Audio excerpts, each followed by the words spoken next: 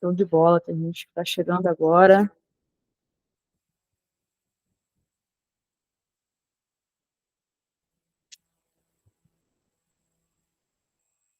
Cara, eu tô sem essa mesa digitadora. Eu tô mesmo com o mouse.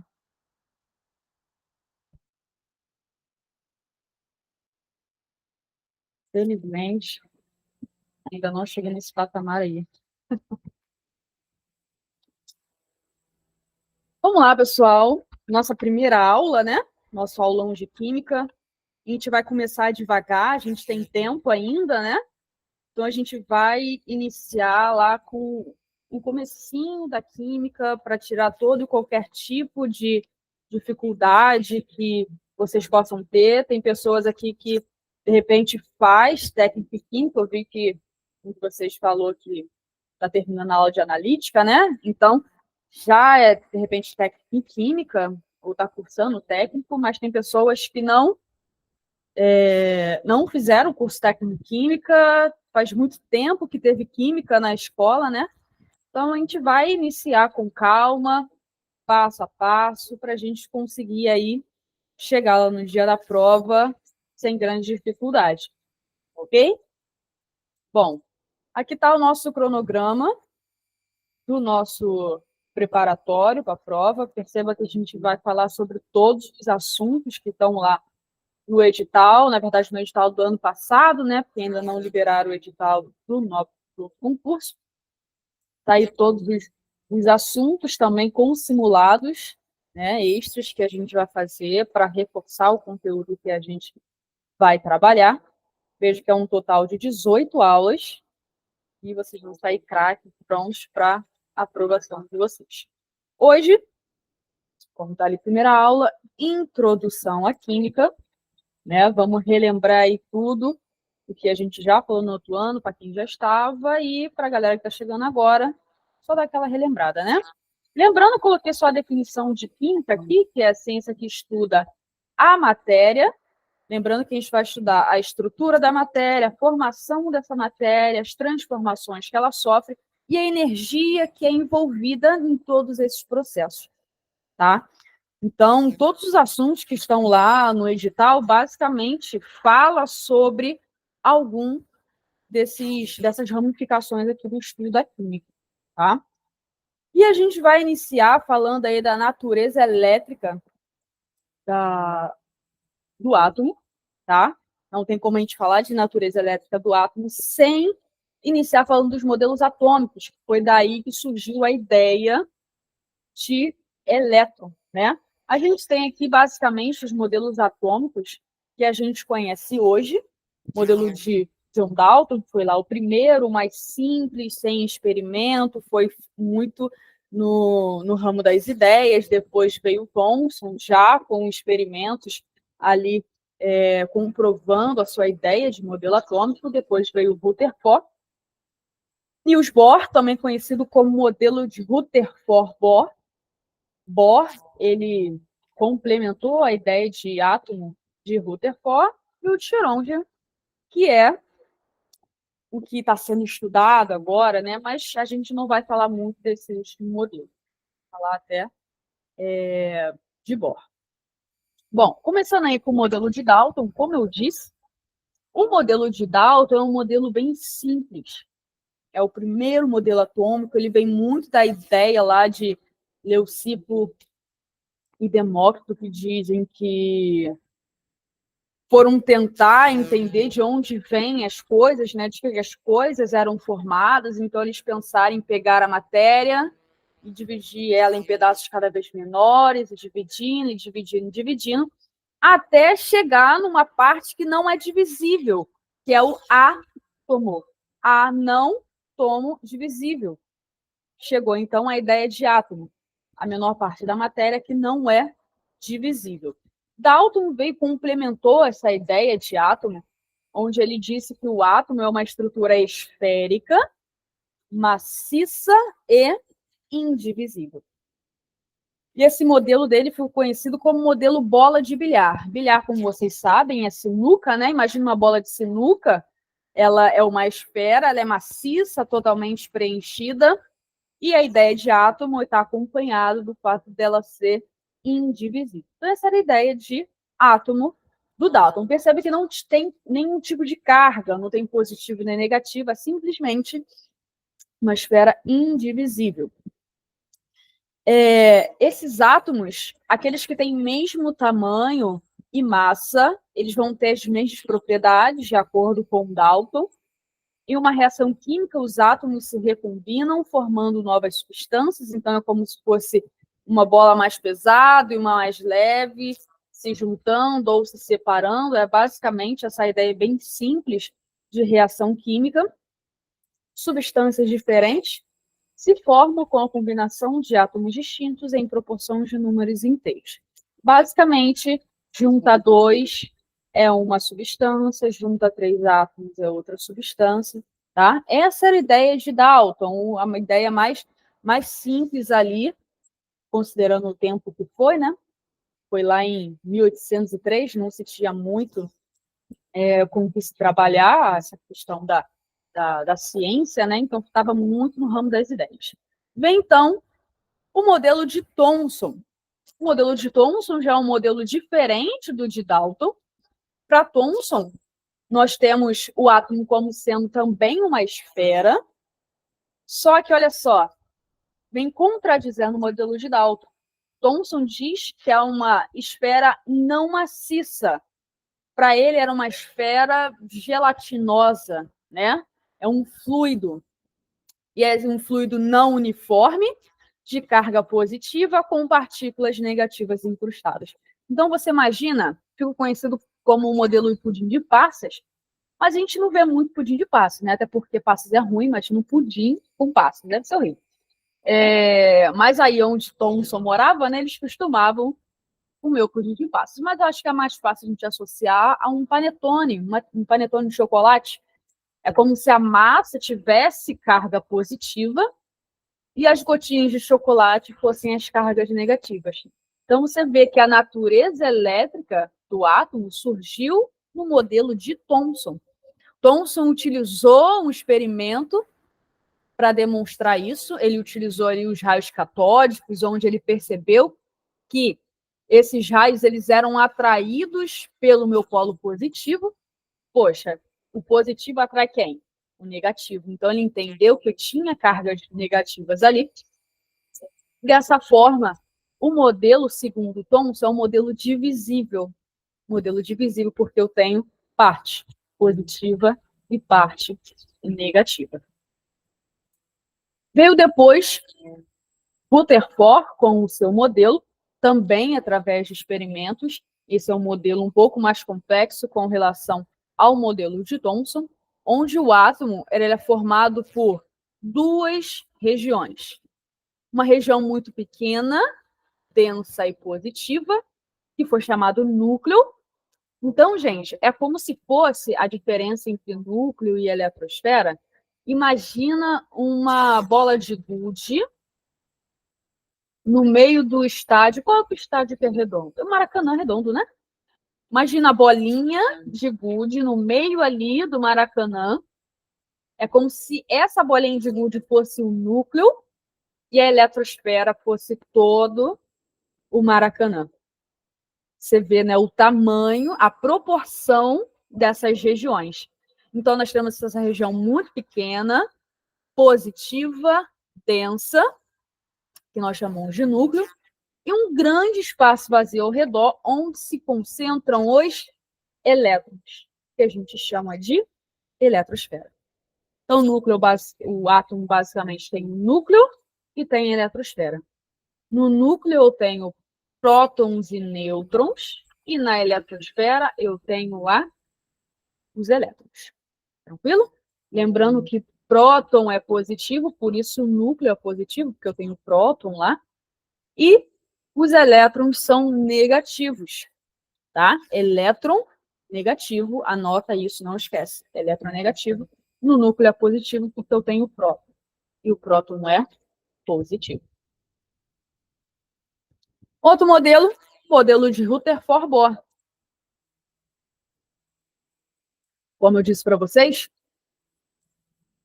Bohr, ele complementou o modelo de Rutherford, por isso ficou com esse nome, modelo Rutherford-Bohr. Basicamente, entendia-se que os elétrons eles circulavam de forma aleatória em volta do núcleo.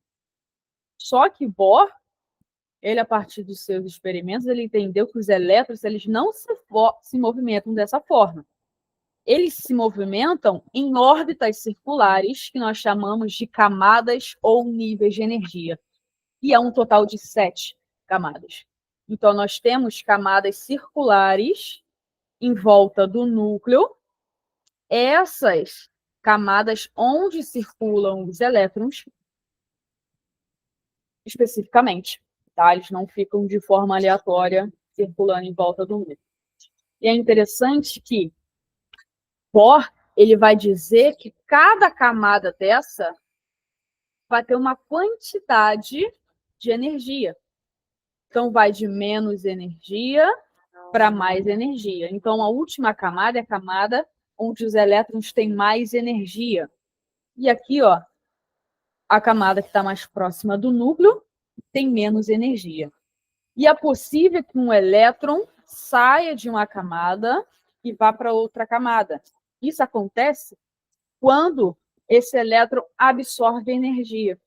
Quando ele absorve energia, ele fica com mais energia, a camada que ele estava não suporta mais ele, então ele consegue pular de camada. Só que ele não consegue segurar essa energia, ele libera essa energia e volta para a sua camada anterior, tá? Então, basicamente, imagina um elétron aqui, na minha primeira camada, ele recebe uma energia, ele vem aqui para a terceira. Só que ele não consegue segurar essa energia, então ele volta. É basicamente o que acontece nos fogos de artifício.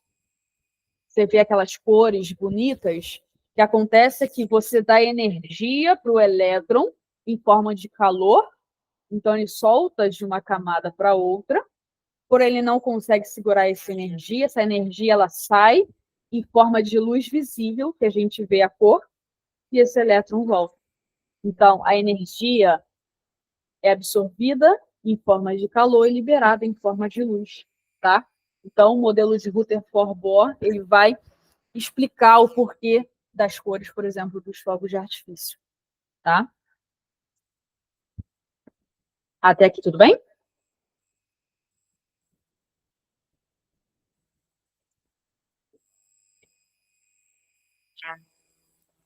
E olha só que interessante, eu separei 2 questões falando sobre esse conteúdo que apareceu nas provas de 2023, tanto a que aconteceu em 2023 mesmo, de 2023, né, que foi realizado em 2024. Então, nós temos aí 2 provas diferentes com o mesmo assunto. Olha o que vem dizendo na primeira questão. Acerca da natureza elétrica da matéria, julgue o próximo item.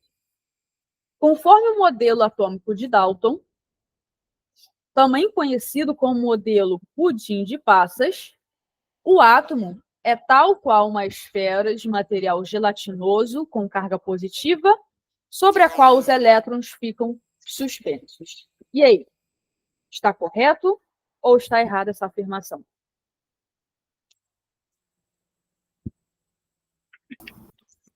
Tá errado, seria Thomson, né? Exatamente. Essa definição, modelo pudim de passas, esfera gelatinosa com carga positiva e os elétrons, essa é a definição do modelo de Thomson, não o modelo de Dalton. Dalton é o primeiro, esfera maciça, indivisível, sem carga, tá?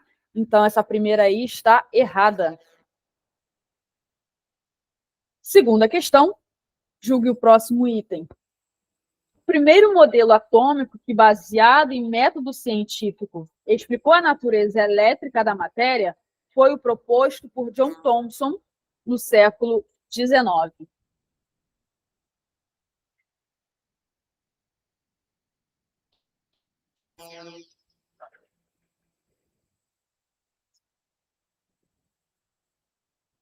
Isso aí, Rafael. Errada. Por quê?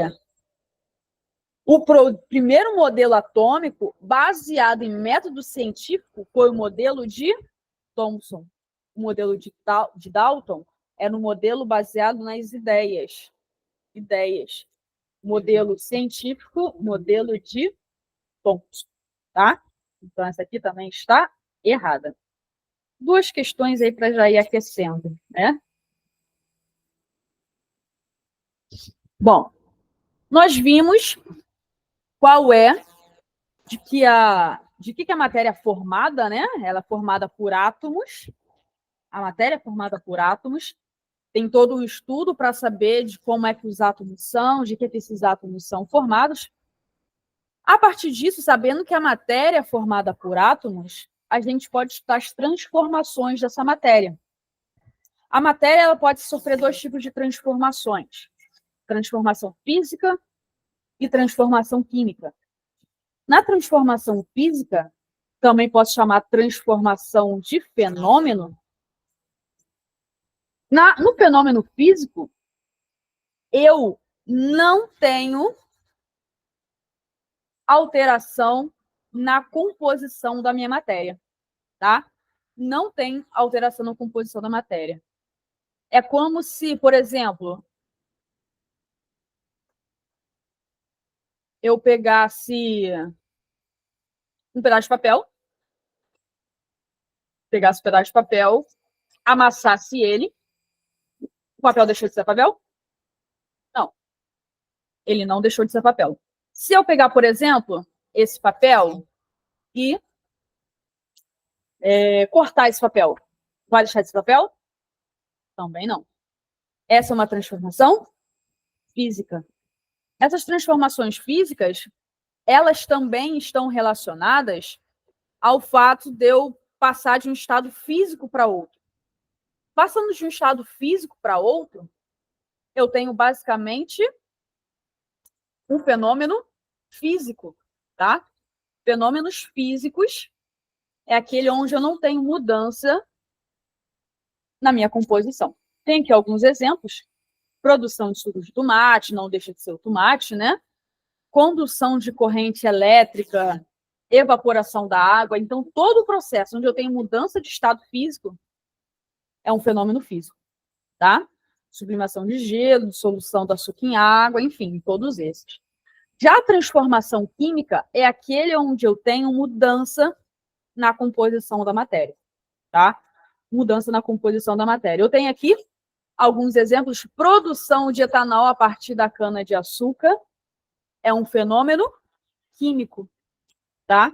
Eu tenho ali a transformação da cana-de-açúcar, que é basicamente ali uma água açucarada, vamos dizer assim, né? E isso se transformando no etanol. Um outro tipo, produção de vinho a partir do suco de uva, transformação do vinho em vinagre, formação da ferrugem em material de aço, corrosão. Corrosão é um tipo de transformação química, tá? E é interessante a gente destacar que quando ocorre uma transformação química, a gente diz que ocorreu uma reação química. Então, reação química nada mais é do que transformação química. E essa reação química, ela é representada através de uma equação. Na equação, eu vou informar quais são os elementos e quantos átomos desse elemento eu vou ter nessa minha substância. E essa minha equação ela vai ser composta de reagente e produto. Composta de reagente, produto. O reagente ele vem sempre antes da seta e o produto ele vai vir depois da seta. Então, eu tenho um exemplo aqui, o H2 reagindo com o O2, formando o H2O. Quem é o meu reagente? H2O2. Meu produto, H2O. Oi? Com isso, é muito importante eu conseguir identificar quem é elemento e quantos átomos desse elemento eu tenho. Isso é muito importante porque eu preciso dessa informação para calcular, por exemplo, a massa molar. Tá? Então, olhando aqui o H2O, a gente percebe que eu tenho o H, que é o hidrogênio, e o O, que é o oxigênio. Elementos são identificados pela letra maiúscula, tá? Letra maiúscula, um elemento. Então, percebo que eu tenho um H, uma letra maiúscula, e o oxigênio, outra letra maiúscula. Então, quantos elementos eu tenho? 2 elementos. Tá? Tenho 2 elementos. Aí a pergunta é quantos átomos eu tenho? Átomo, ele vem discriminado para mim nos números que estão embaixo do elemento. Tá?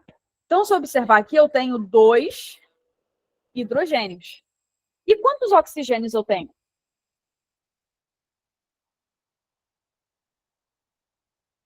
Quando eu não tenho nenhum número visível debaixo do meu elemento, quer dizer que eu tenho aqui o número 1. Porque se eu disser que tem 0, 0 é nada. Então, se tivesse 0, não ia ter o elemento ali, né? Então, com isso, eu observo que eu tenho 3 átomos. 3 átomos. Sendo 2 desses átomos de hidrogênio e 1 átomo de oxigênio. Olhando aqui embaixo, eu percebo que eu tenho o Ca. Percebam que o Ca é diferente de C. Quando eu tenho uma letra minúscula, ela vai acompanhar a letra maiúscula que vem antes dela. Então, Ca, na verdade, é o cálcio. E somente o C é o carbono. E eu tenho também o oxigênio. Logo, 3 elementos. E quantos átomos eu tenho aqui? Quando não tem nenhum número debaixo do cálcio, na verdade, eu tenho 1. Do carbono também 1. Então, 1 com 1, 2 com 3, 5. Agora aqui, ó, percebam que eu tenho alumínio, que é o Al, P e O, 3 elementos. E quantos átomos eu vou ter? Nessa situação aqui, eu preciso tomar cuidado. Percebe que eu tenho um parêntese, um 3 aqui embaixo? Isso quer dizer que o PO4 está se repetindo 3 vezes. O PO4 está se repetindo 3 vezes. Então, quantos átomos eu tenho? De alumínio, eu tenho 2. De fósforo, eu tinha 1, né? Mas como eu repeti ele 3 vezes, na verdade, eu vou ter 3. Oxigênio eu tinha 4, mas como eu tenho ele repetindo 3 vezes, na verdade, eu tenho 12. 3 vezes 4, 12, né? Então, 12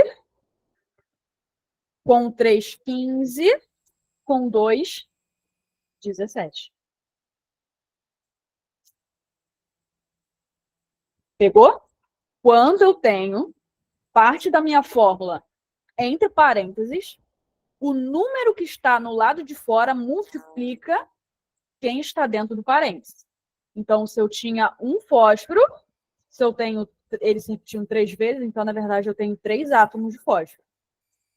Oxigênio eu tinha 4, mas como eu tenho esses 4 se repetindo 3 vezes, então multipliquei por 3, fiquei com 12. Então, somando a quantidade de átomos dessa fórmula, eu tenho 12 com 3, 15, com 2, 17. Tranquilo? Alguma dúvida? A cor vermelha tá bom para vocês enxergarem ou vocês querem que eu mude a cor?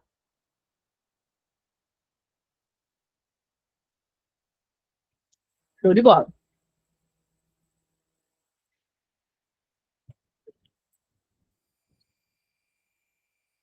Sabendo identificar elemento e número de átomos, a gente vai falar um pouquinho sobre cálculo de massa molar.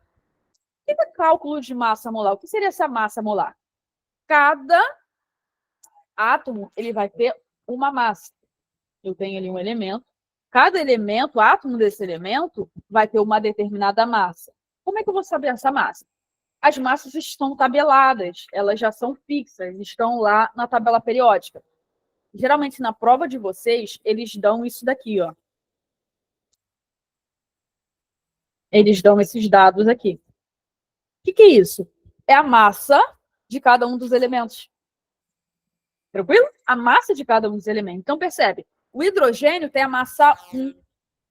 o oxigênio 16, o carbono 12, cloro 35,5, nitrogênio 14 e o fósforo 31. Como é que eu vou achar a massa molar de um elemento?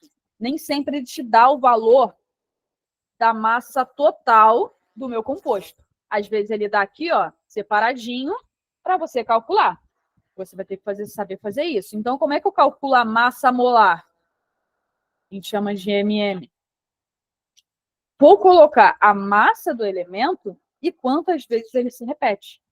Então, primeiro aqui eu tenho o hidrogênio, né? Hidrogênio. A massa do hidrogênio é 1.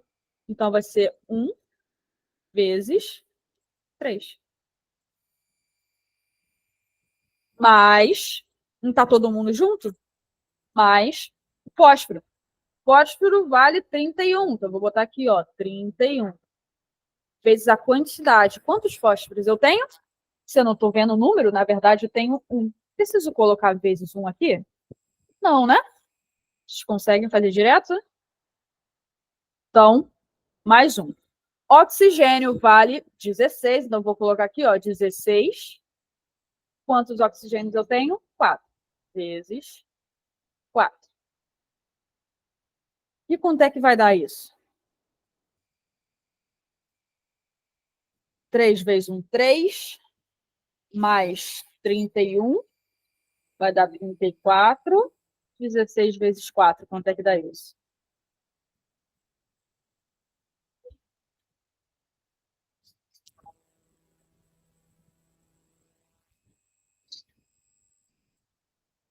64 mais 34. 98 gramas por mol. Show? Cálculo de massa molar. Calculo a massa do elemento vezes a quantidade que ele se repete. Quantas vezes ele se repete. E vou somando porque está todo mundo junto, tá? Nessa situação aqui, olha o que acontece. Lembra? Se está entre parênteses, quer dizer que isso daqui se repete 2 vezes. Então, como é que a gente vai fazer isso? Ó, vou deixar dentro do parênteses mesmo. Nitrogênio vale 14. 14, como tem um nitrogênio, já posso para o próximo. Hidrogênio vale 1.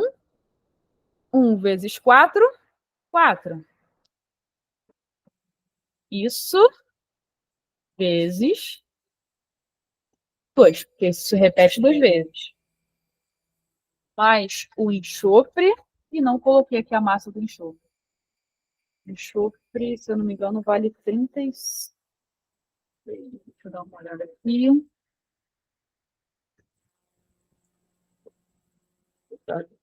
O enxofre.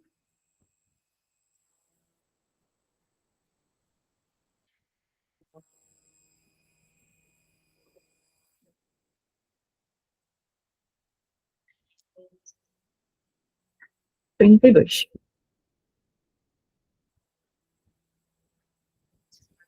Mais 32.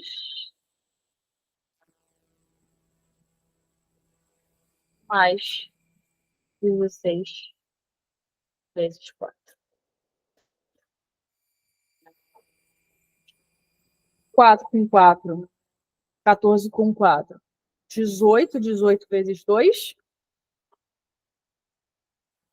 36. Mais 32. Mais 64. Quanto é que vai dar isso?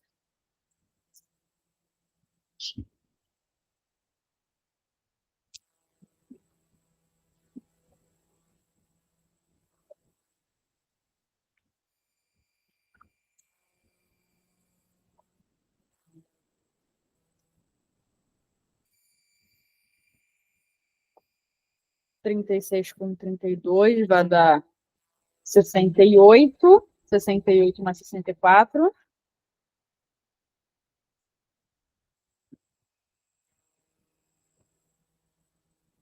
64 132, né?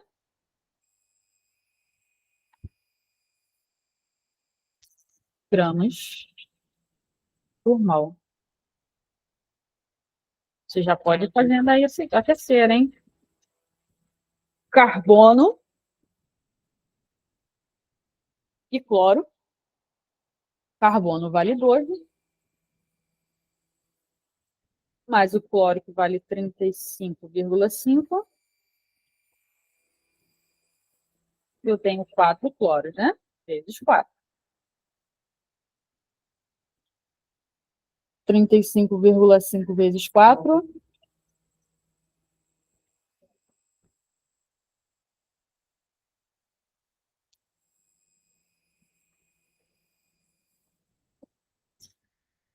154?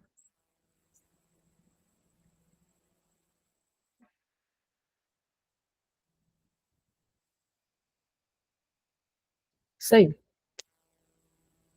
Gramas por mol.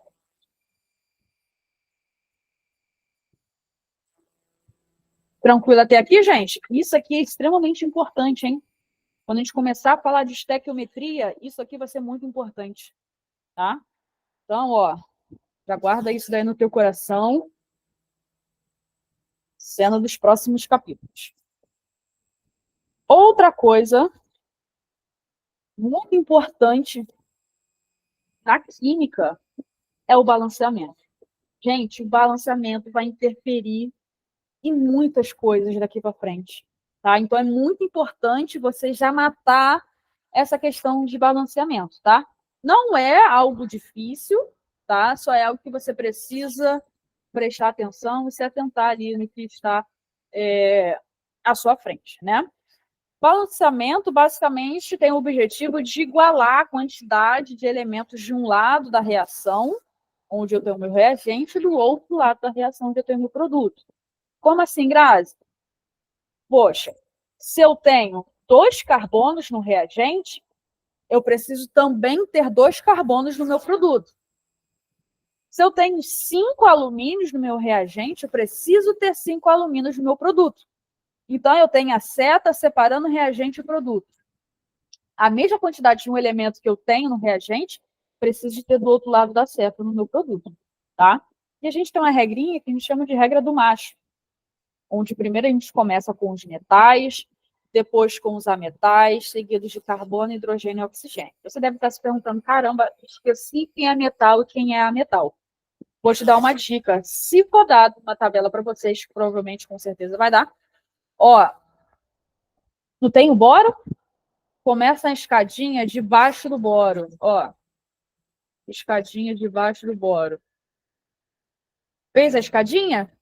Toda essa galera que está debaixo da escada, toda essa galera aqui, ó, debaixo da escada, são os metais. Percebe que a maioria dos elementos são metais?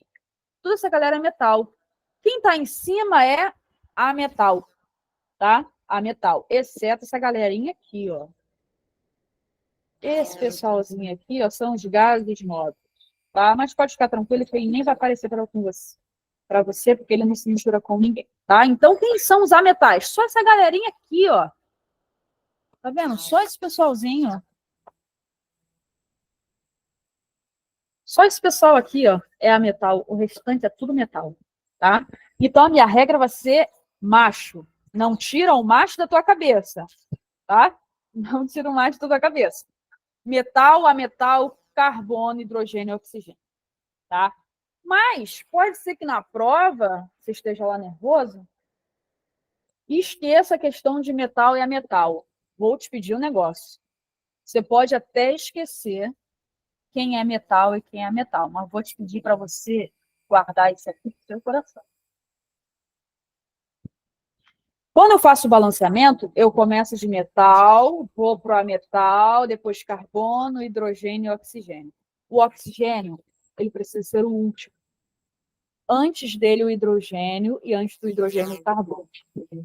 Ah, mas o metal é metal. Tu pode fazer qualquer elemento que for diferente de carbono, hidrogênio e oxigênio, tu pode fazer ele. Começa por eles, sem uma ordem específica. Porém, por último, carbono, seguido do hidrogênio, por último, o oxigênio. Fechou? Vamos para um exemplo aqui. Eu tenho aqui N2H2, os dois reagentes estão reagindo entre si e formando NH3.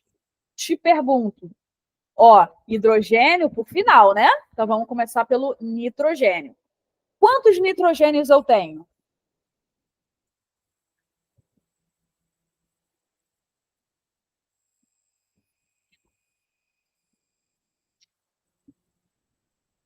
Dois nitrogênios. Aqui o 2 aqui embaixo, ó. Tenho 2 nitrogênios. Se eu tenho 2 nitrogênios antes da seta, preciso também ter 2 nitrogênios depois da seta. Percebe que depois da seta, eu só tenho um nitrogênio.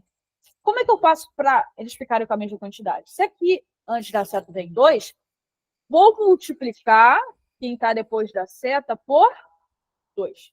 Gente, eu sempre coloco o número na frente multiplicando. Nunca coloco embaixo do elemento, tá? Nunca coloco embaixo do elemento. Senão você vai modificar a substância. Então, sempre você vai colocar onde? Na frente.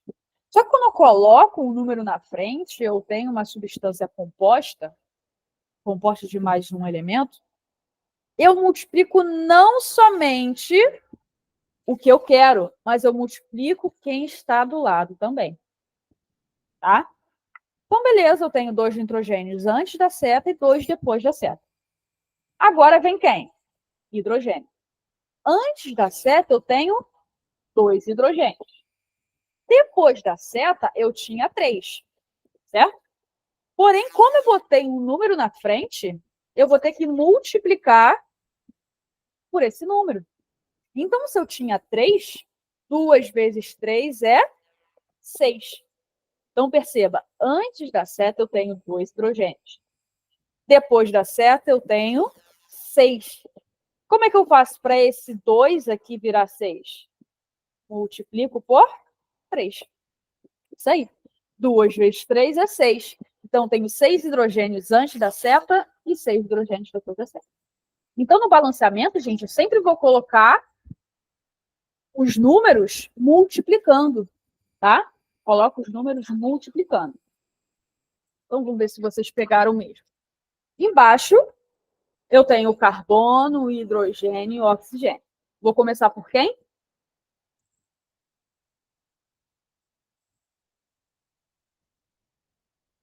Carbono, hidrogênio e oxigênio. Carbono. Exatamente. Começando pelo carbono, antes da seta eu tenho 2 carbonos. Depois da seta eu tenho somente 1. Se eu tenho 2 e 1, eu vou multiplicar por 2, porque 2 vezes 1 é 2. Mas eu não posso esquecer que eu vou multiplicar o carbono, beleza, que eu quero. Mas eu também vou multiplicar o oxigênio que está do lado. Tá? Então, carbono já foi. Agora vem o hidrogênio. 6 hidrogênios. Antes da seta, depois da seta eu tenho 2. 6 e 2 é fácil, né? Como é que eu faço esse 2 virar 6? Multiplico por 3. Porque 2 vezes 3 é 6. Mas eu não posso esquecer que esse 3 também vai multiplicar o oxigênio. Já foi carbono e hidrogênio, vem o oxigênio agora. Antes da seta, eu tenho 1 e 2. 1 com 2, 3. Por que eu somei aqui? Porque eu preciso saber a quantidade que eu tenho antes da seta. Antes da seta, eu tenho 3 oxigênios. Depois da seta, se você perceber, os oxigênios estão sendo multiplicados, tá vendo? 2 vezes 2 é 4. Então, aqui eu tenho 4 oxigênios. Do outro lado, eu tenho 3 vezes 1. Aqui eu tenho 3. 3 com 4 é 7. Do outro lado, eu tenho 3. Como é que eu faço para isso aqui virar 7? Lembrando que, se eu mexer aqui, eu vou desregular carbono e hidrogênio, né? Então, seria interessante eu colocar algum número aqui para não mexer, nesse daqui da frente. Então, vamos lá. Eu preciso ter 7 antes da seta. Olha o que eu posso fazer. 2 vezes 3 é quanto? 6. 6 com 1, 7. Então, eu tenho 7 antes da seta e 7 depois da seta. Tá todo mundo acompanhando? Alguma dúvida? Se tiver, pode falar que a gente vai mais devagar. Repete.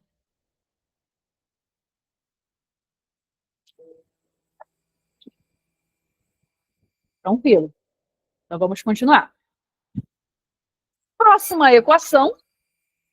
Nós temos aqui carbono, enxofre e oxigênio. Vamos começar por quem?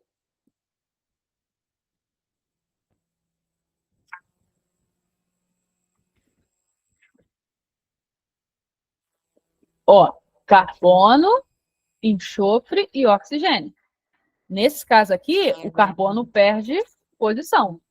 Quem vai primeiro é o enxofre, tá? O enxofre vai na frente. Lembrando que carbono, hidrogênio e oxigênio são os últimos, tá? Então, eu tenho 2 enxofres antes da seta e depois da seta eu tenho somente 1. Vou multiplicar por 2 para que eu consiga ter 2, né? Então, eu vou multiplicar 1 por 2. Depois, aí sim, vem o carbono. Carbono eu tenho 1 antes da seta, depois da seta eu também tenho 1 carbono. Oxigênio, antes da seta eu tenho 2, depois da seta eu tenho 2 aqui, e aqui eu tenho 4. 2 vezes 2 é 4. 4 com 2, 6. Depois da seta eu tenho 6 carbonos, oxigênios, 6 oxigênios. Para ficar antes da seta com 6 oxigênios também, eu vou multiplicar por quê? Por 3. Porque 2 vezes 3, 6. Outra equação, nós temos hidrogênio, fósforo, oxigênio e o cálcio. Vamos começar aqui pelo cálcio, porque o cálcio é um metal, né? Cálcio, eu tenho 1. Lembrando, se você não estiver lá na hora da prova, fazendo algum exercício, não lembrar quem é metal e é metal, não tem um grande problema, tá? Considerando que hidrogênio e oxigênio precisam ser os últimos, sobra fósforo e carbono. E cálcio, perdão. Você poderia começar com qualquer um dos dois, tá? Mas como a gente sabe nessa situação que o cálcio é um metal, vamos começar por ele. Cálcio tenho 1 antes da seta, depois da seta eu tenho 3, então multiplico por 3. Depois vem o fósforo. Fósforo, eu tenho 1 antes da seta, aqui, ó. Tem 1, tá? 1 antes da seta, depois da seta eu tenho quantos? Vê se vocês sacaram ali.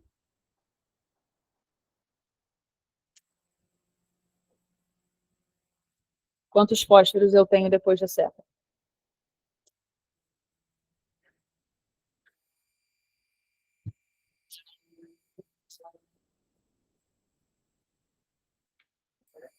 Isso aí, quando tá em parênteses, ó, quer dizer que ele se repete 2 vezes.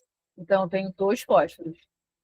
2 fósforos antes, depois da seta, boto 2 aqui, ó, para ficar com 2 também. Não posso esquecer de multiplicar todo mundo por 2. Já foi o cálcio, já foi o fósforo, agora vem hidrogênio. Hidrogênio, 2 vezes 3, 6. 6 antes da seta, depois da seta eu tenho 2. Então, eu boto 3 aqui, porque 2 vezes 3 é 6. Não posso esquecer de multiplicar todo mundo. E para fechar o oxigênio, né? Antes da seta eu tenho 2 vezes 4, 8, com 3. 8 com 3, 11. Depois da seta eu tenho 2 vezes 4, 8. Com 3, 11. Então, fechou o nosso balanceamento. Foi? tem aqui, ó, uma sequência de questões para balancear, tá? Vou passar para vocês depois esse arquivo para vocês exercitarem, tá?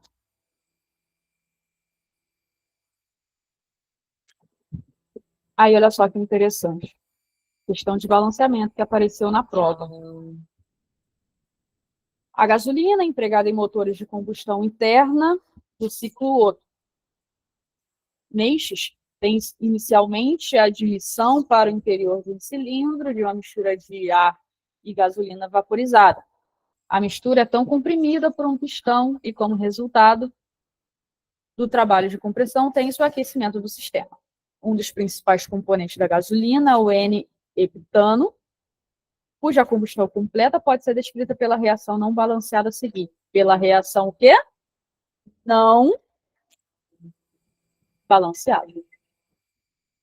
Ele está me dizendo aqui que a reação não está balanceada, mas pode ser que ele fale, não me diga essa informação.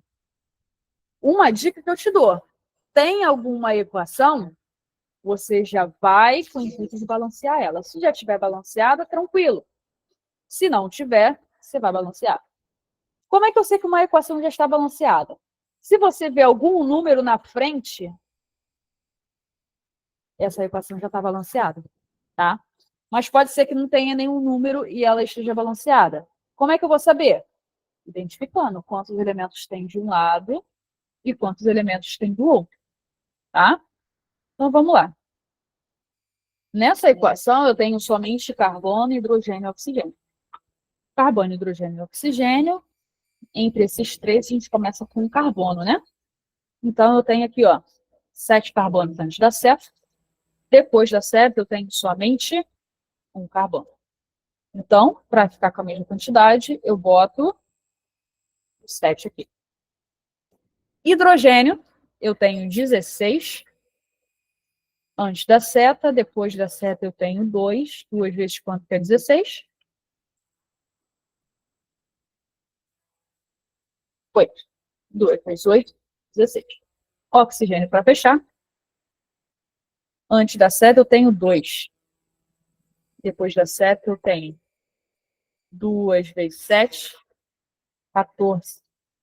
14 com 8, 22. Né? 14 com 8, 22. Como é que eu boto esse O2 para virar 22?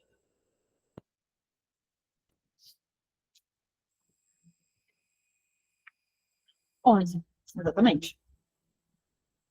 Então, eu tenho o 11 aqui.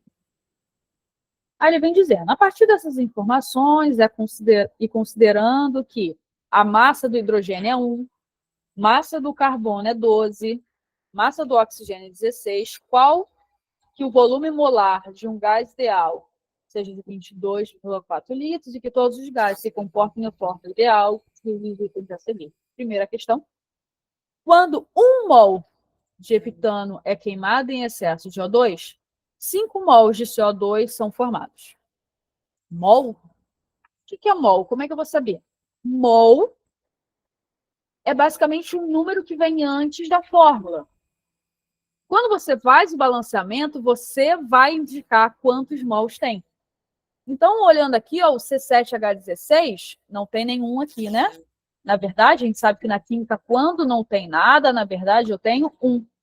Então, eu tenho 1 mol de C7H16, 11 mols de O2, 7 de CO2 e 8 de H2O. Aí ele vem me dizendo o quê? Quando 1 mol de N-heptano, que é esse carinha aqui, ó, quando 1 mol de N-heptano é queimado em excesso de O2, 5 mols de CO2 são formados. Opa! 1 mol de N-heptano. Olha aqui, quantos mols de N-heptano eu tenho aqui? 1. Quando ele é queimado, quantos mols de CO2 são formados? 7. São formados 7 mols de CO2. Ele falou que é 5. Então, essa aqui está errada. Você vê, um simples balanceamento, tu já mata uma questão da tua prova. Tá? Você vê a importância do balanceamento. Tá? Na 44, nós temos aí a massa de H2O produzida pela queima de 500 gramas desse combustível em excesso de O2 é maior que 700 gramas. Vamos lá. Percebe que ele está querendo saber a massa de H2O. Então, deixa eu apagar isso aqui. Nesse caso, ele está falando da massa de quem? H2O produzida na queima de 500 gramas desse combustível. O combustível, o N. Vamos lá. Ele está falando que quando eu queimo 500 gramas de combustível, eu vou produzir mais de 700 gramas de água. Vamos ver se isso está correto. Perceba. Quando eu tenho um heptano, quantos de água que eu estou produzindo? Se eu estou falando de massa, percebe, na primeira eu falei de mols. Comparei o mol de um com o mol do outro. Na de baixo, ele está comparando as massas, a massa de um com a massa do outro. Então, eu preciso ver qual a massa molar do N-heptano e a massa molar da água. Ele me disse a massa de cada um dos elementos. Ele falou que o carbono vale 12, hidrogênio vale 1. Então, seria, se é o C7H16, então vai ser 12, que é o carbono, vezes 7, mais 1, vezes 16. 12 vezes 7 dá quanto?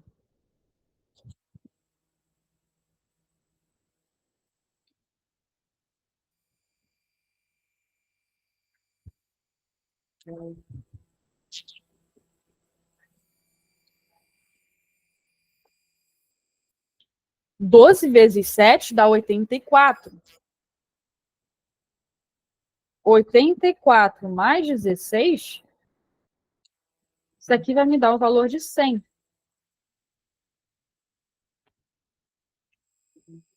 100 gramas. Então, quando eu tenho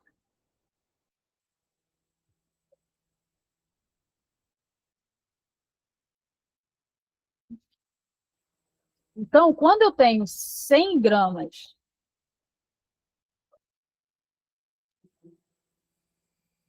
de N-heptano, eu produzo quanto de água? Hidrogênio vale 1, né? 1 vezes 2, 2. Oxigênio vale 16. 2 com 16, 18. Então, vai ser 8 vezes 18. Ué, Graça, por que 8? Espera aí. A massa de H2O é 18. Mas a gente viu que eu tenho quantos H2Os? 8. Então, eu não posso deixar de multiplicar. Isso daqui vai dar quanto? 8 vezes 18. Rafael já falou aí, né? 144. 144 gramas. Então, olha só o que aconteceu. Primeira informação, eu só peguei a massa molar, tá? A massa molar do N-heptano é 100. A massa molar da água é 18, mas como eu tenho 8 águas, a massa vai ser 144. Então, quando eu tenho 144, 100 gramas de N-heptano, eu formo 144 gramas de água. Aí ele está falando, e se eu queimo 500 de água? De água não, de combustível para o N-heptano. E se eu queimo 500 de N-heptano? Quanto de água que eu vou estar produzindo? Olha o que aconteceu aqui, gente. De 100, ele foi para 500. De 100 para 500, ele fez o quê? Multiplicou por 5, concorda? Se ele multiplicou por 5 aqui no reagente, o meu produto vai ser também 5 vezes maior.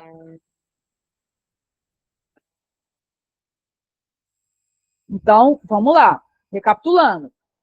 A massa de N-heptano é 100. E a massa de água é 18, mas como eu tenho 8, ficou 144. Aí ele está falando, beleza, a massa é 100. Mas e se eu queimar 500 gramas de N-heptano? Quanto de água que eu vou estar produzindo? Então, aqui eu posso fazer uma regra de 3, mas eu também posso pensar aqui, ó, de 100 para 500 eu multipliquei por 5. Então, de 44, vai para quanto? 144 vezes 5. Isso vai dar 720, concorda? Exatamente, 720 gramas. Aí ele me falou na questão que é maior que 700. É maior que 700? É. Então, essa está correta. Alguma dúvida, pessoal?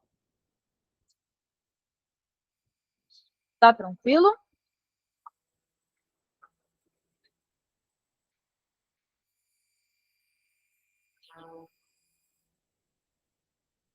Então, vamos prosseguir. Gente, eu peguei aqui uma prova, ela é de 2014. Algumas questões para a gente ir resolvendo, só para ir aquecendo, tá? Essa aula mesmo eu queria fazer uma revisão dos conteúdos que são essenciais para o restante das aulas que a gente vai ter, tá? A gente falou aí da natureza elétrica da matéria, que é super importante. Falamos de balanceamento, falamos de massa molar, tá? E agora a gente vai entrar fazendo algumas questões. Nem todas as questões são sobre os assuntos que a gente falou aqui, tá? Sobre outros assuntos que a gente ainda vai falar, mas eu vou dar uma leve pincelada para a gente conseguir desenvolver essas questões e nas próximas semanas, aí, nos próximos meses, a gente destrinchar esses assuntos, tá? Perceba que essa prova ela está no modelo antigo, né, o modelo de opções, não é aquela com a banca nova de correto e errado, mas basicamente os assuntos, são o conteúdo, o mesmo conteúdo só reformulado, tá? Então isso não vai influenciar tanto nesse momento. Ele vem dizendo, nas dispersões, soluções e suspensões, uma ou mais substâncias estão disseminadas em outra. Sobre dispersões, soluções e suspensões, considere as afirmações a seguir. Nas soluções verdadeiras, disperso e dispersante formam um sistema homogêneo. Segundo, nas dispersões coloidais, disperso e dispersante formam uma mistura homogênea. Nas suspensões, não é possível ver o disperso a olho nu. Primeira situação aqui, a gente precisa diferenciar homogêneo de heterogêneo. Homogêneo é aquele sistema onde eu consigo ver somente uma fase. Por exemplo, se você pega água e sal, você mistura ali, só vai ver o quê? Água. Se eu chegar ali com um copo de água geladinha nesse calor que fez hoje, desesperador, se eu pegar uma água geladinha, colocar sal e misturar, dá para você beber, você vai beber com maior vontade. Por quê? Para você ali é um sistema homogêneo, o que na verdade é. Porém, se eu pego, por exemplo, uma água com óleo, visivelmente você vai saber que ali não tem somente água. Você consegue ver duas fases, né? Então, diferença aí de sistema homogêneo e sistema heterogêneo. Outra informação que eu preciso obter é o que é dispersão, né? Dispersão é qualquer tipo de mistura, seja ela homogênea ou heterogênea. Então, é uma mistura, dois ou mais componentes ali, eu tenho uma dispersão. Nessa dispersão, eu vou ter dois componentes, onde eu terei dispergente e o disperso. O dispergente, ele vai estar em maior volume e o disperso em menor volume. Quando a gente fala de solução, a gente utiliza o termo soluto e solvente, onde o solvente está em maior quantidade e o soluto em menor quantidade. Quando a gente fala de dispergente e disperso, é basicamente a mesma coisa. O meu dispergente seria o meu solvente e o meu disperso, o meu soluto, tá? Então, eu vou ter esses dois termos aí que não é tão utilizado como soluto e solvente, tá? Outra coisa importante, a minha dispersão ela é classificada em 3 tipos: dispersão, colóide e solução. Dispersão, colóide e solução. O que vai diferenciar um do outro vai ser o tamanho das partículas do disperso ou do soluto, né? O que vai diferenciar um do outro é basicamente o tamanho dessas partículas. Importante, suspensão e colóide são misturas heterogêneas. Misturas heterogêneas. Suspensão é aquela que eu tenho a partícula maiorzinha, o colóide pequena, mas nem tanto. Já a solução, eu vou ter uma mistura homogênea, porque as partículas são bem muito pequenas, tá? Então, a gente consegue ver aqui o tamanho delas, soluções verdadeiras, eu botei ali o meu soluto com tamanho de 0 a 1 nanômetro. Os colóides de 1 a 1000 nanômetros e as suspensões varia o tamanho.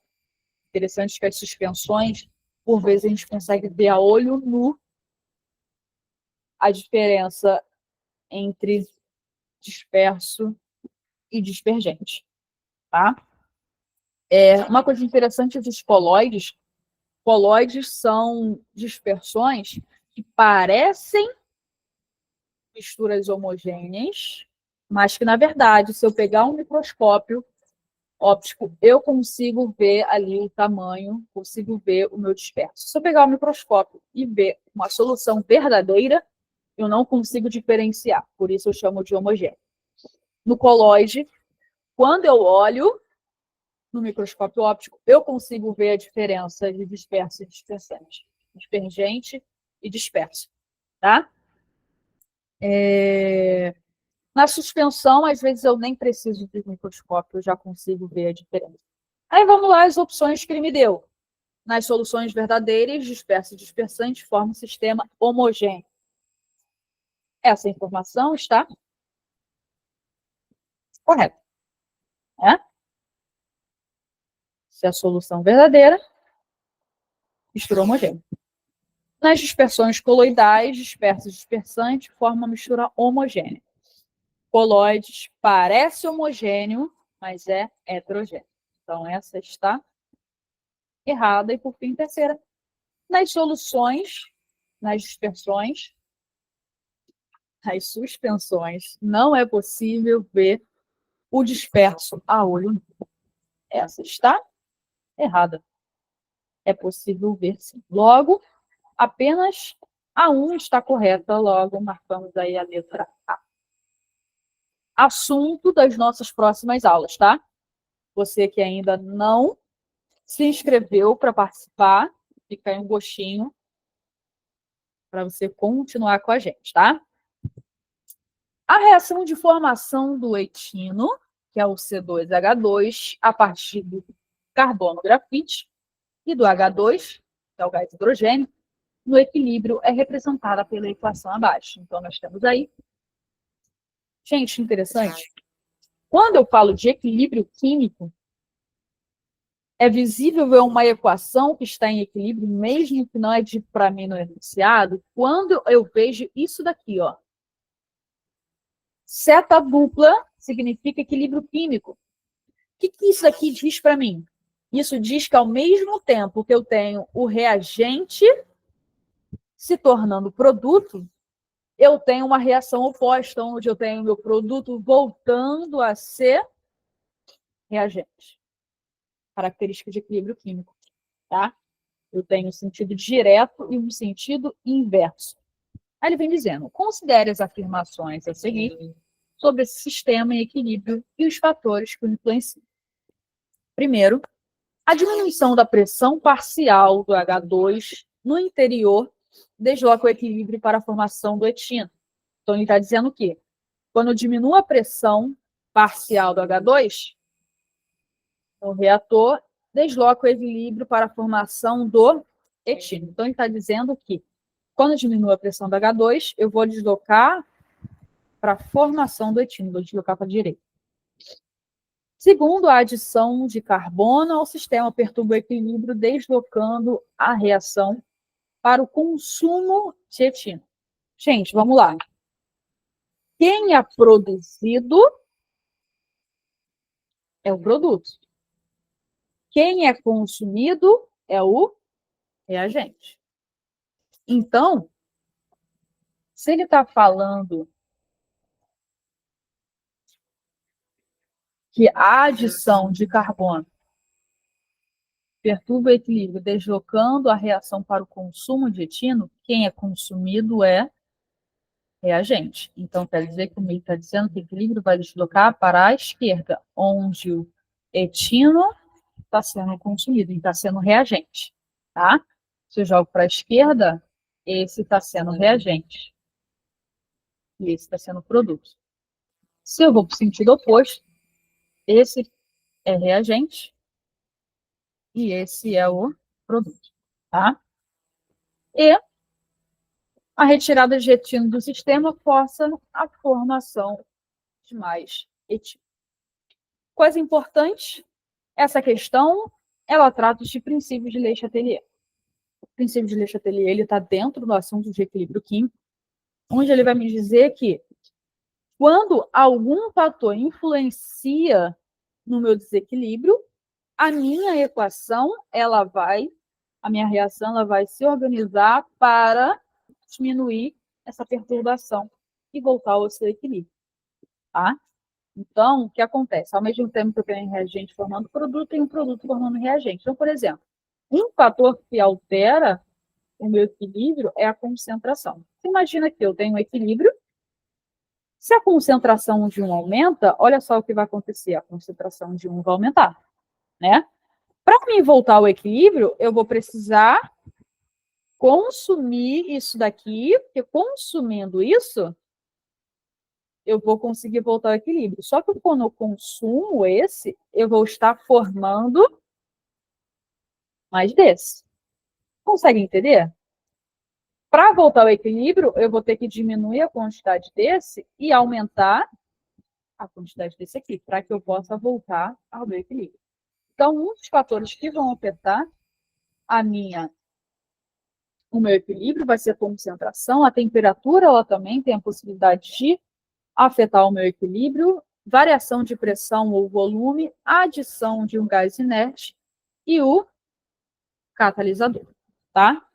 A primeira informação ali, ele está me dizendo pressão parcial.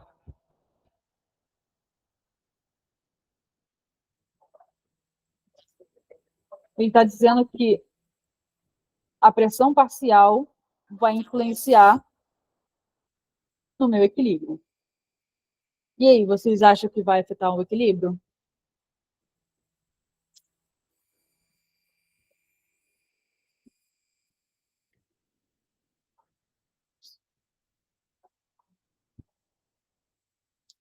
Alguém lembra aí desse conteúdo?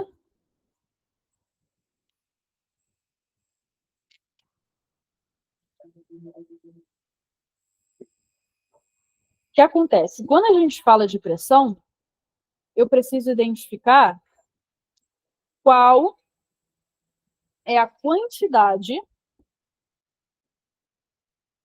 de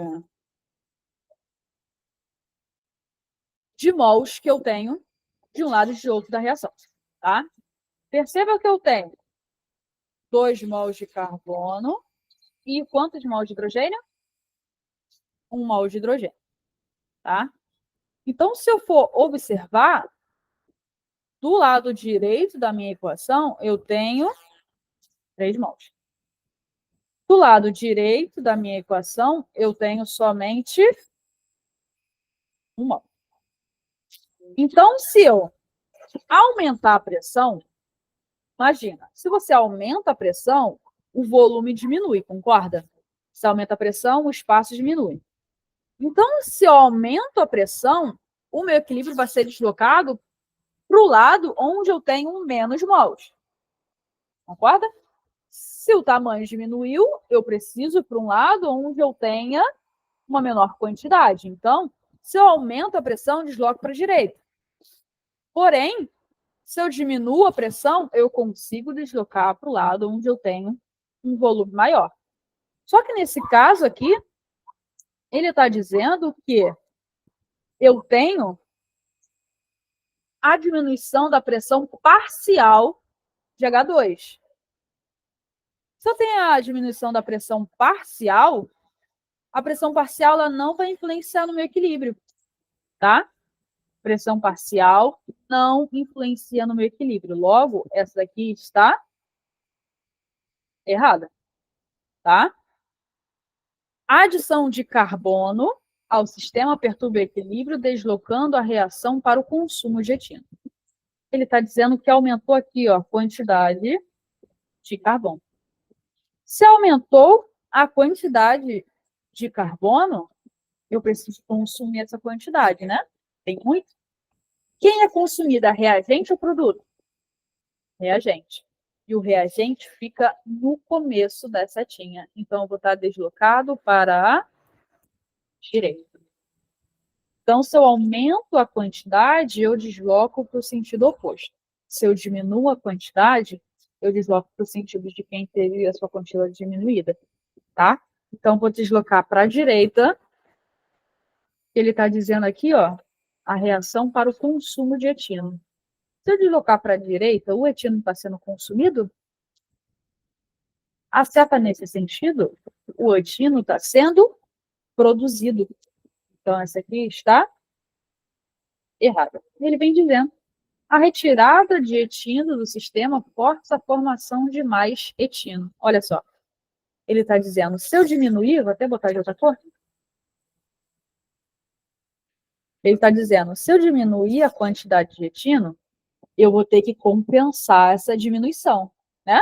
Então, eu vou ter que deslocar para o lado de compensar, lado de produzir. Começo de seta é reagente, final de seta é produto. Está sendo produzido. Então, o equilíbrio está sendo deslocado para a formação de etino, logo resposta à letra C de casa.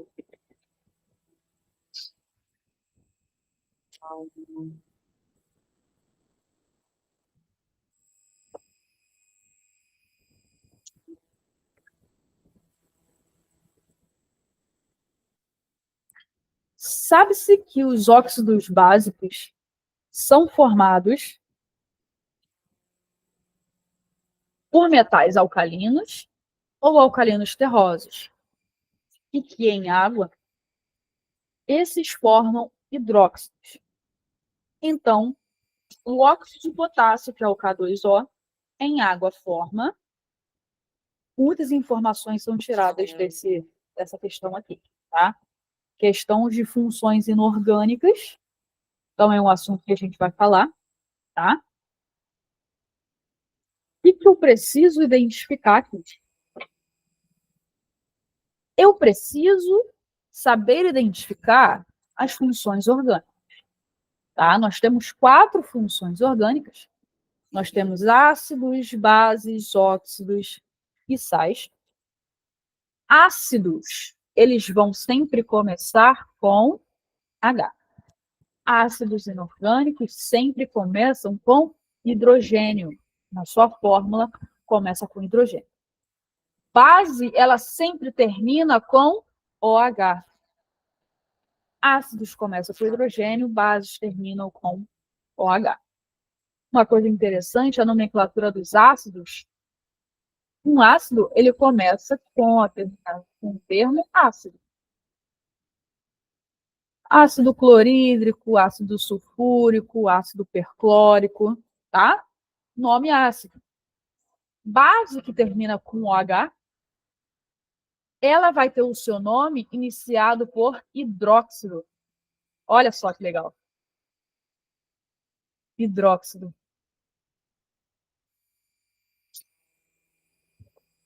Hidróxido. Opa! Olha o que ele falou. Sabe-se que os óxidos básicos são formados por metais alcalinos terrosos e que em água esses formam hidróxidos. Formam o quê?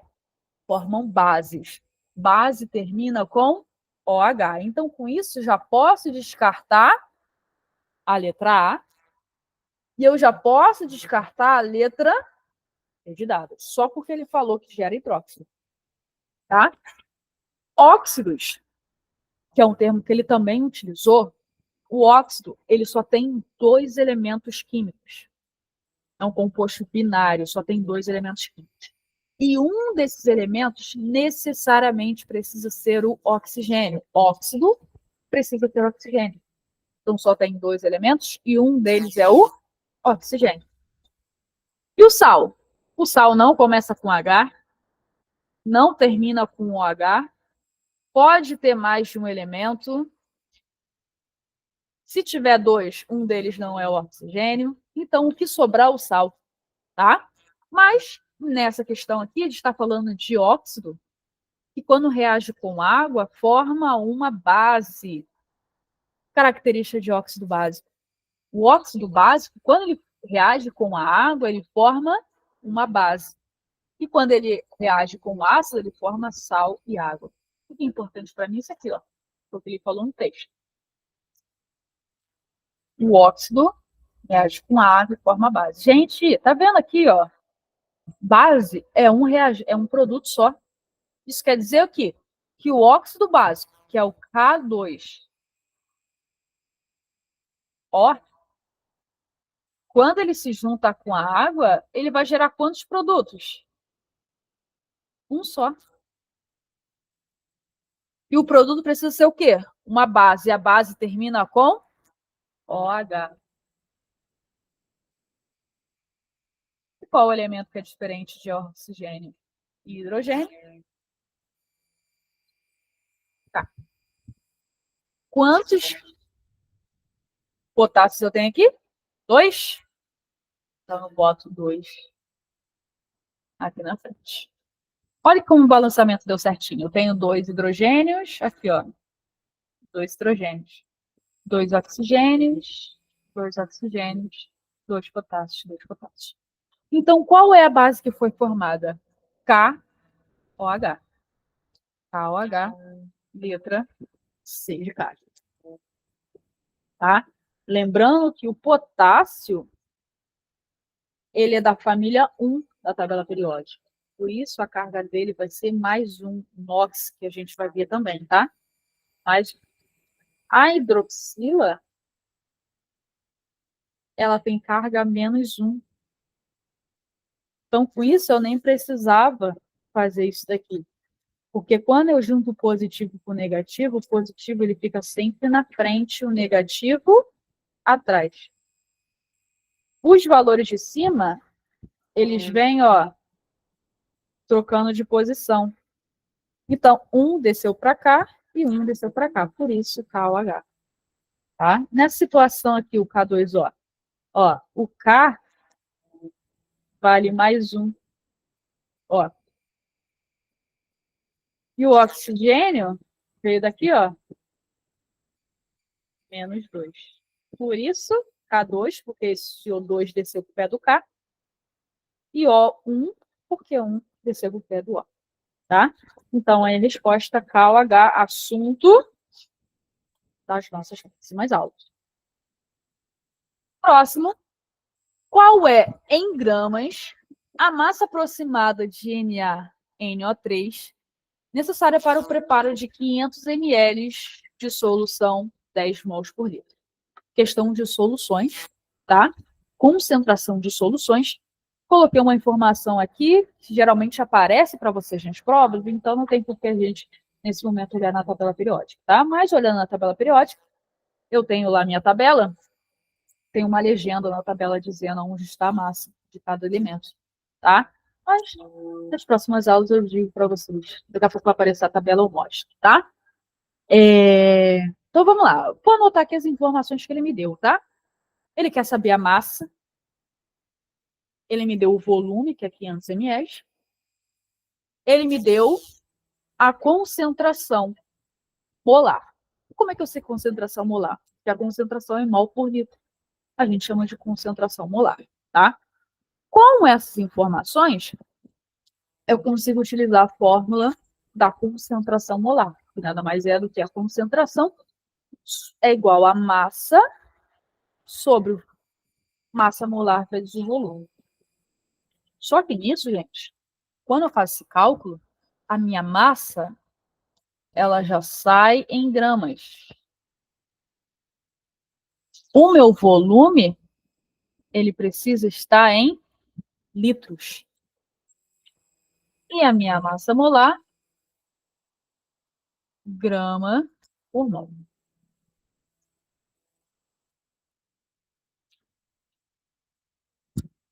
Show?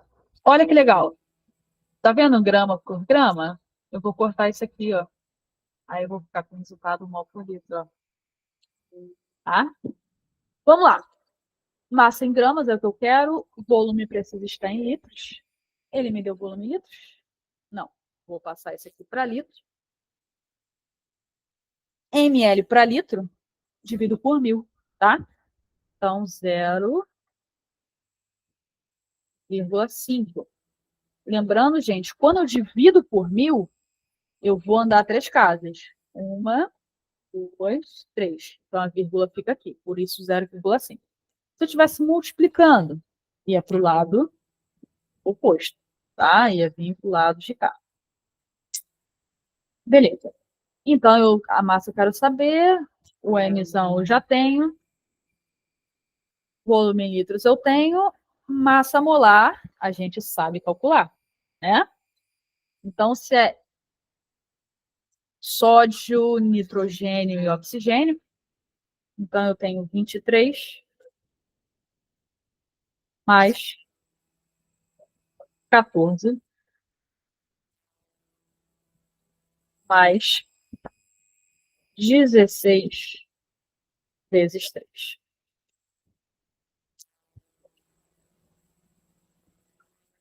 Isso aqui, ó, é a massa molar do NaNO3.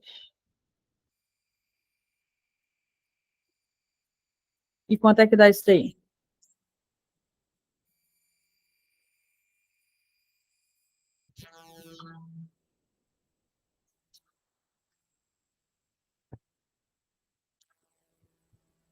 Seis vezes 3 dá 48. 48.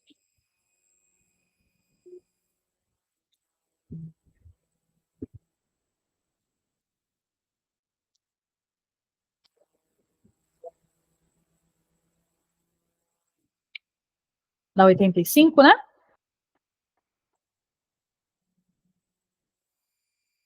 85. Então, vamos substituir os valores. 10 igual a M sobre 0,5 vezes 85. Vou multiplicar cruzado. 10 vezes isso, M vezes isso. 10 vezes 0,5 deu 5. 5 vezes 85, 425 gramas. Letra E.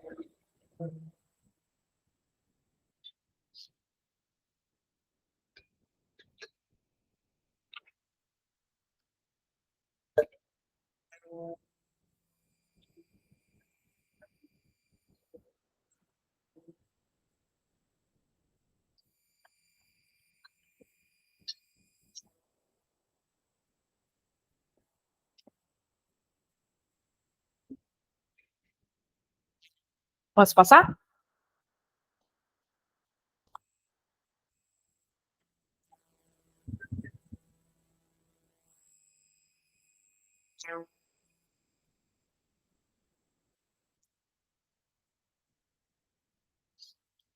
Então, vamos para a próxima. Reações de oxirredução são aquelas em que há espécies que doam elétrons e espécies que recebem elétrons, ocasionando nesse processo variação do número de oxidação. Um exemplo de oxirredução é a seguinte reação. Bom, eu estou falando de oxirredução, para isso eu preciso conhecer o número de NOx. Qual é a carga dos elementos, tá? A carga de cada um. Alguns elementos eu consigo saber a carga dele pela localização deles na tabela periódica, tá? Que é o caso dos elementos que estão nas famílias 1, 2, 16 e 17. Ou 6A ou 7A, tá? Galera que está na família 1, ó, galera que está na família... Qual é a família 1? É a primeira família da tabela. Família 2, segunda coluna da tabela. Então, toda essa galera aqui da coluna, primeira coluna, família 1. Segunda coluna, família 2. Quer dizer que todo mundo da primeira coluna tem a carga mais 1. Todo mundo da segunda coluna tem a carga mais 2. 6A ou 16 é a galera daqui, ó. Toda essa coluna aqui vai ter carga menos 2. E 17 ou 7A, toda essa galera aqui vai ter carga menos 2. Outra informação, o oxigênio, na maioria das vezes, tem NOx menos 2, mas ele pode ter um NOx variável, tá? Mas na maioria das vezes é menos 2. Hidrogênio, na maioria das vezes, é mais 1, mas pode ser que mude também, mas na maioria das vezes é mais 1. Substâncias isoladas ou simples, como assim? Só que tem um elemento na fórmula, tá? NOx 0. E tem alguns que tem um NOx fixo, não vai mudar. Se essa galera que estiver junto de um outro elemento, o Ag, que é a prata, vai ter carga mais 1, alumínio mais 3 e zinco mais 2. Tá? Com isso, outra coisa, íon, que é um elemento com uma carga em cima, a carga dele, o NOx dele vai ser a carga dele. Vamos nessa primeira? Eu tenho aqui, ó, H mais. Tem algum número aqui? Você não está vendo nenhum número, na verdade tem um. Então o NOx dele é mais 1.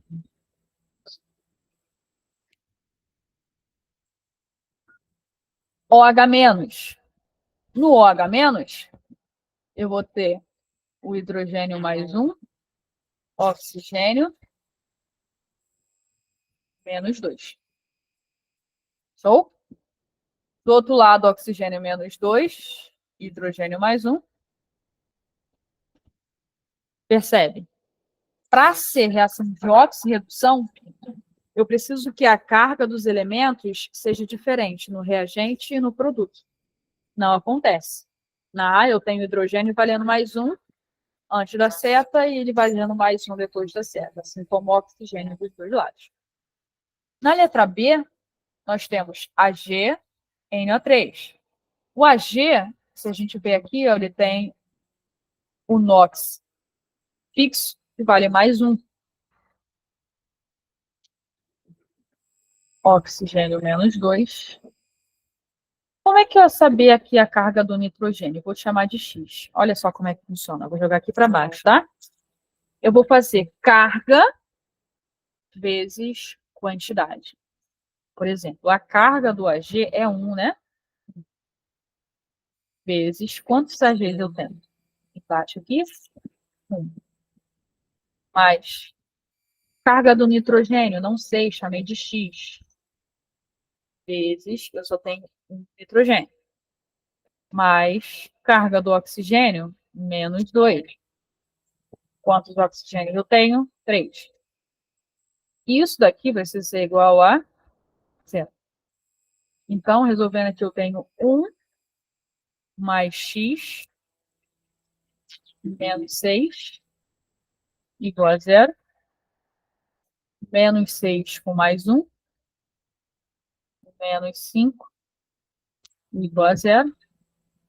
Então, o meu nitrogênio vai valer o quê? Mais 5. Então, achei aqui o valor do nitrogênio. Vale mais 5.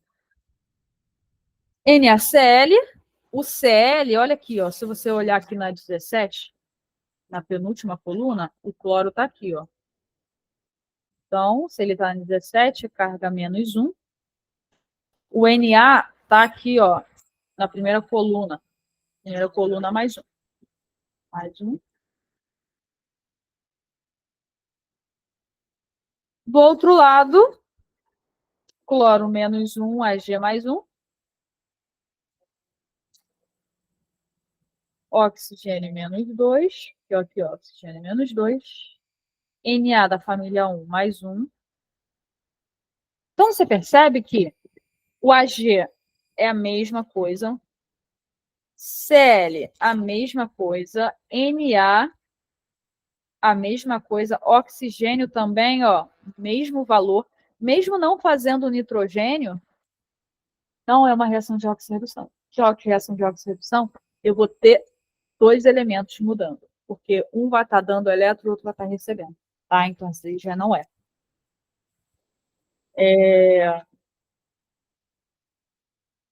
C, nós temos... Deixa eu apagar isso aqui.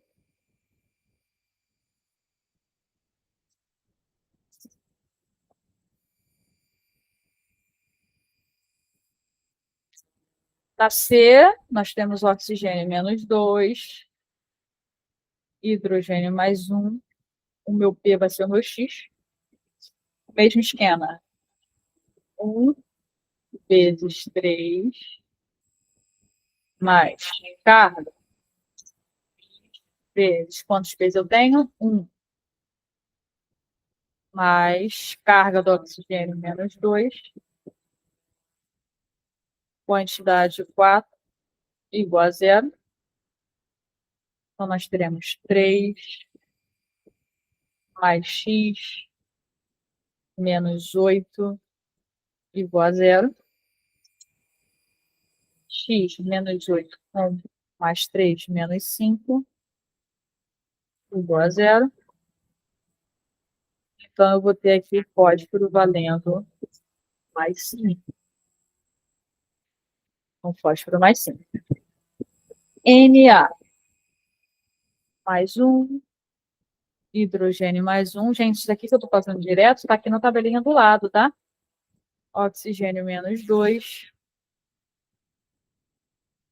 Oxigênio menos 2. Hidrogênio mais 1. Hidrogênio menos... Oxigênio menos 2. Sódio mais 1. Então, perceba que hidrogênio continua mais 1. Fósforo... Essa aqui a gente não fez, né? Mais Na mais 1. Oxigênio menos 2. Se fosse mudar, seria só o fósforo, mas não é isso que vai acontecer, porque para ser oxirredução precisa de 2 mudando, tá? Então, essa também não é. Na de baixo, nós temos cloro, que é da 17 que a gente já viu, valendo menos 1. Quando eu tenho dois elementos assim, percebe? Eu tenho o estrôncio e cloro. Quando eu tenho só dois elementos aqui, quer dizer que o número que está no pé de um não está em cima do outro. Tá? Então, por exemplo, se eu tenho SnCl2, esse 2 do Cl aqui, ele veio daqui, ó. Então, Sn mais 2. O Sn tem 1 aqui embaixo, né? Lembra quando a gente não vê nada, na verdade tem 1. Esse 1, ele é daqui, o primeiro é sempre positivo, o restante negativo, tá? Aqui, ó, mesmo esquema. Cl3 aqui, ele veio daqui de cima. Então, ferro mais 3. E o cloro menos 1. Nesse caso aqui, o estanho mais 4, cloro menos 1. E aqui, ferro mais 2, cloro menos 1. Olha só o que aconteceu aqui. Eu tenho o estanho, que era mais 2, ficando mais 4. O ferro, que era mais 3, ficando mais 2. Essa é uma reação de oxirredução. Resposta à letra D de dado. Gente, assunto das nossas próximas aulas, tá? Pode ter ficado um pouco confuso, por quê? Porque são valores que você precisa guardar, tá? Hidrogênio mais 1, oxigênio menos 2, tal, valendo tanto. Então, são informações que vocês precisam ter em mente, tá? Nas aulas a gente vai fazendo devagar, iniciando um por um, para isso ir entrando na tua mente, tá? Mas estou colocando aqui só para vocês observarem como é que parece para vocês, tá? Para você ver que tem ali uma certa necessidade de ser praticado. Então, conto com vocês mais tarde. Na combustão completa, de alguma dúvida, gente? Posso passar?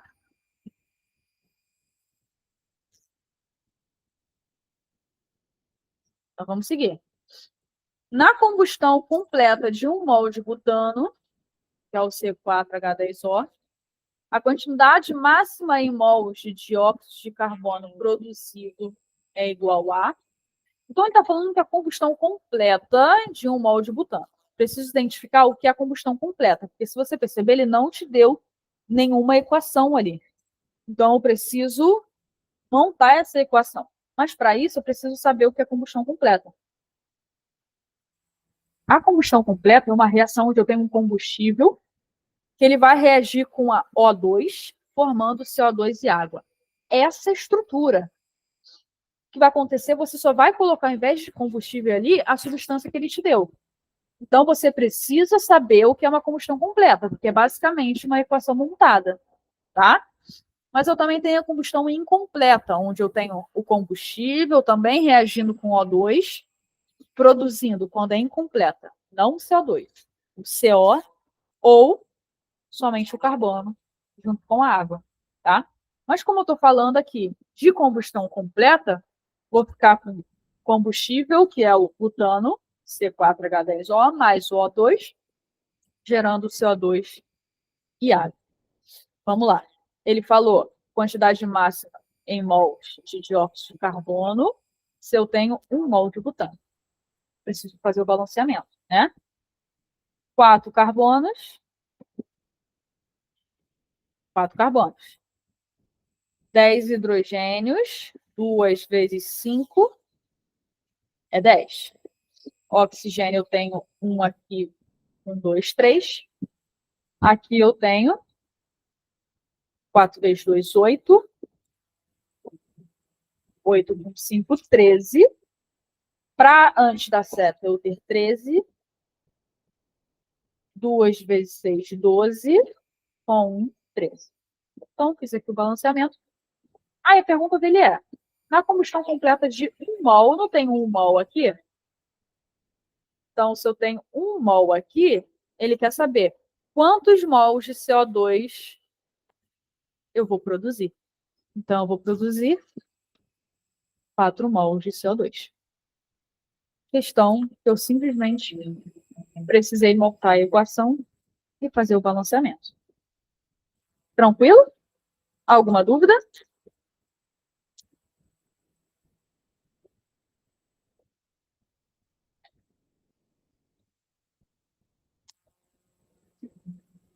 Passando,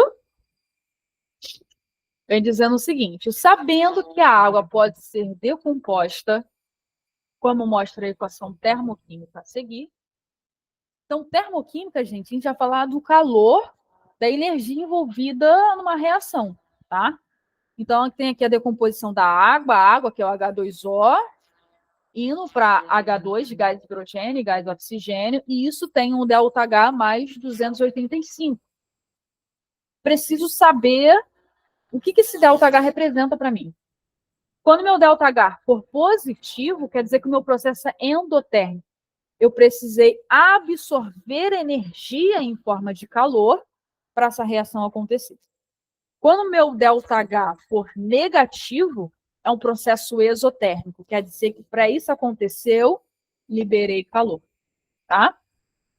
Então, ele vem dizendo a 7.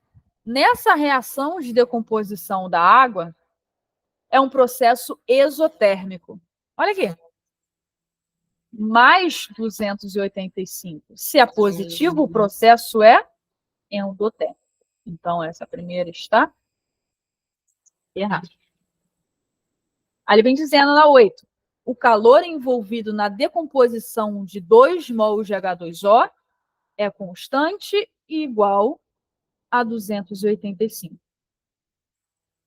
Ele quer dizer, poxa, se 1 mol de H2 tem o calor de 285, 2 mols de H2 vai ter esse mesmo valor de calor absorvido? Essa está errada. Por quê? Se 1 mol absorve 285 de energia, 2 mols vai absorver o dobro. Tá? Aqui, ó, dobrou aqui, vai dobrar aqui também. Tá? Então, essa aqui também está errada. 9. O calor envolvido na decomposição completa de 18 gramas de H2O é 285. Nas duas primeiras, ele relacionou mol com o calor. Agora ele está relacionando a massa com o calor. E a massa de quem que ele está relacionando? A massa da água. A massa da água é 18 gramas. Por que 18? Oxigênio vale 16. Hidrogênio vale 1, mas eu tenho 2. 16 com 2, 18. Então, ele está falando, quando tem 18 gramas de água, o meu calor é 285. Isso está correto? Tá, pô. Tá correto. E na 10 ele diz, o calor de formação de H2O, percebam, nessa reação aqui eu tenho água se decompondo.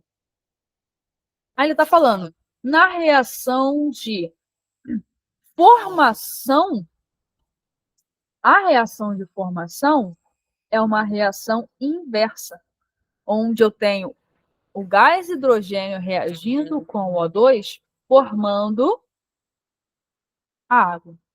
Aí ele está dizendo que esse processo, a partir de gás hidrogênio e oxigênio, é 285.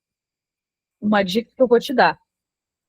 Se um processo direto, onde eu tenho reagente formando o produto, se ele é endotérmico, o oposto é exotérmico.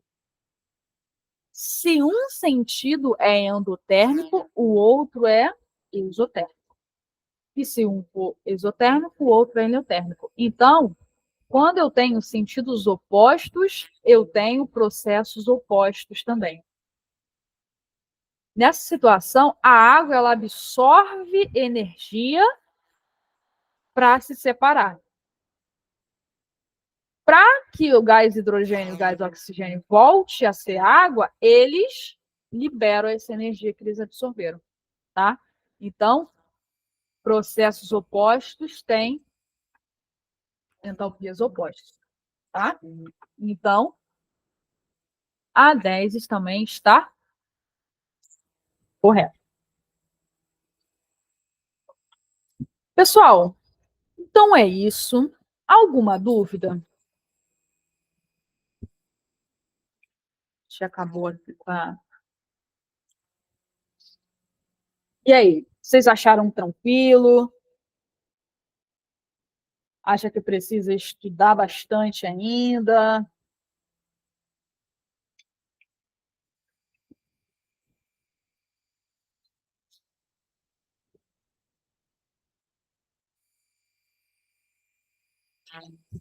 Se alguém tiver alguma dúvida quanto ao curso, pode